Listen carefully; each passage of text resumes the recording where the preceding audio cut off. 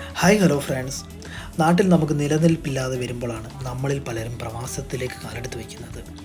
അവിടെ കാല് കുത്തിയാൽ പിന്നെ ഒരു തിരിച്ചു വരവ് പാടാണ്. എങ്കിലും ജീവിതം നമ്മെ പല തോണിയിലൂടെയും സഞ്ചരിപ്പിക്കും.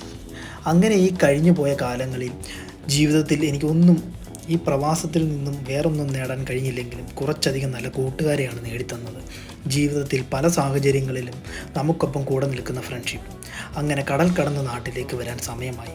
അവർക്കൊപ്പം ഒരു പർച്ചേസിങ് ദിവസം. കുറച്ച് നാൾ ഇനി നാട്ടിൽ. ഓരോ പ്രവാസിയുടെയും സ്വപ്നം പോലെ നാട്ടിലേക്ക് പോകുമ്പോൾ വേണ്ടപ്പെട്ടവർക്ക് കൈ നിറയെ സമ്മാനങ്ങൾ കൊണ്ടുപോകണം. മാർക്കറ്റിലെ കടകളിലൂടെ കൂട്ടുകാർക്കൊപ്പം ചിരിച്ചും കളിച്ചും സാധനങ്ങൾ മേടിച്ചു കൂട്ടുമ്പോൾ ഉണ്ടാകുന്ന പ്രവാസ ജീവിതം, അതിലും ഒരു സന്തോഷം കണ്ടെത്തുന്നവരാണ് ഞങ്ങൾ പ്രവാസികൾ. 8 മണിക്കൂർ ഡ്യൂട്ടിയും 2 മണിക്കൂർ ഓവർ ടൈമും കഴിഞ്ഞ് എല്ലാവരും കൂടെ ഇങ്ങനെ നടക്കുമ്പോൾ ജോലിഭാരം നമുക്കൊന്നുമല്ലാതെയാകും. ആ ഒരു നിമിഷം മാർക്കറ്റുകളും സ്ട്രീറ്റിലും ഇരുന്നും നടന്നും സാധനങ്ങൾ മേടിച്ചു കൂട്ടി. ഒരുപാട് ലേറ്റായി എന്ന് കണ്ടപ്പോൾ എല്ലാവരുടെയും ആഗ്രഹം അറബി നാട്ടിലുള്ളപ്പോൾ കുഴിമന്തി കഴിക്കാൻ.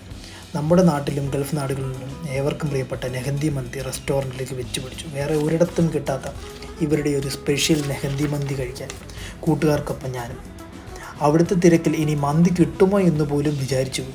അത്രയും തിരക്കുള്ളൊരു റെസ്റ്റോറൻറ്റ്. ഒടുക്കം ഞങ്ങളും കഴിക്കാനിരുന്നു.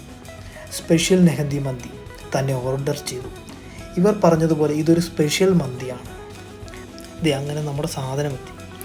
ഇത് കഴിക്കാൻ ഇരുന്ന സമയം അത് വളരെ വിലപ്പെട്ടതായിരുന്നു.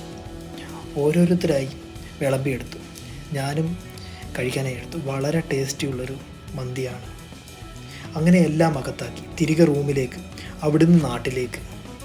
കാലങ്ങൾ കൂട്ടിച്ചേർത്ത് വെച്ച പ്രവാസത്തിലെ ഫാമിലിയെ വിട്ട് എന്ന് കാണും എന്ന നിറകണ്ണുകളോടെ അവരോട് യാത്ര പറഞ്ഞു ഞാൻ.